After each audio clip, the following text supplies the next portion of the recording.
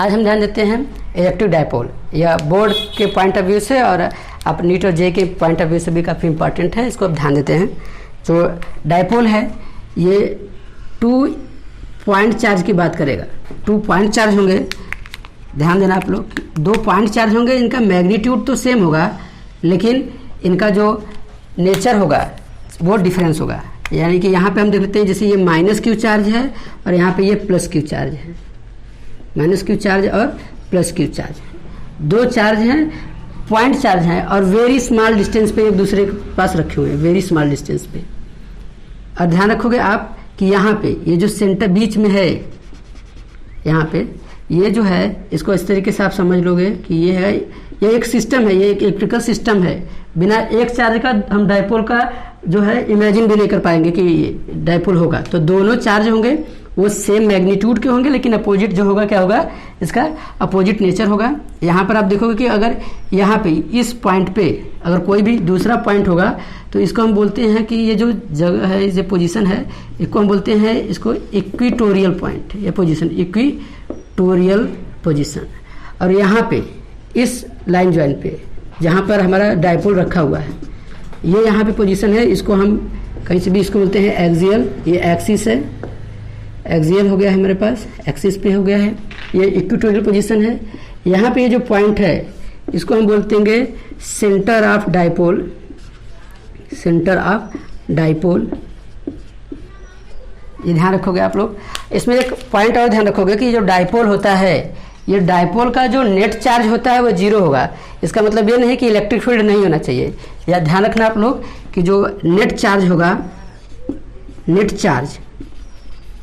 Charge dipole का वो क्या हो जाएगा, आपका 0 हो जाएगा। लेकिन इलेक्ट्रिक फील्ड 0 नहीं होगा। ये नहीं कि चार्ज नहीं है तो इलेक्ट्रिक फील्ड नहीं होगा, ध्यान रखिएगा। अब हम देखते हैं कि अलग अलग पोजीशन में किस तरीके से ये बिहेव करेगा हमारा डायपोल। ठीक है, चलते ध्यान देते हैं। डायपोल मोमेंट, डायपोल मोमेंट क्या है, आप ध्यान रखोगे कि ये जो है सेंटर ऑफ डायपोल है, इक्वल डिस्टेंस हमने इसको डिवाइड कर दिया है। टोटल डिस्टेंस आप जो है चार्जेस वो 2L है। ये सीधे से बोलता है कि डायपोल मोमेंट क्या है, तो आप डायपोल मोमेंट को इस तरीके से समझ सकते हैं कि dipole moment is equal to the product of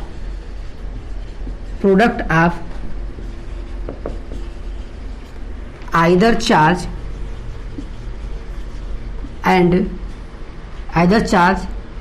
with separation between both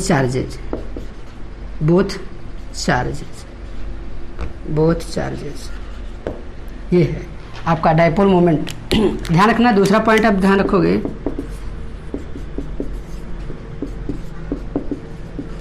dipole moment is a vector quantity, dipole moment is a vector quantity। अगर ये वेक्टर क्वांटिटी होगा तो आपको पता होगा कि मैग्नीट्यूड के साथ साथ इसमें डायरेक्शन भी चाहिए।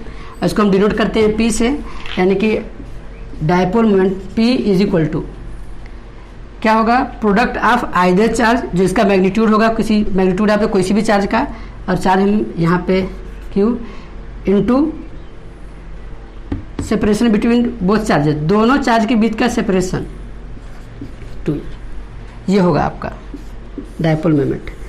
और इसका डायरेक्शन जो होगा, हमेशा ध्यान रखिएगा, जो डायपोल मोमेंट का डायरेक्शन होता है वो निगेटिव चार्ज से पॉजिटिव चार्ज की तरफ होता है ऑलवेज, क्योंकि आपको आगे एक्सियल और इक्वेटोरियल में आपको हेल्प कराएगा, ये ध्यान रखिएगा।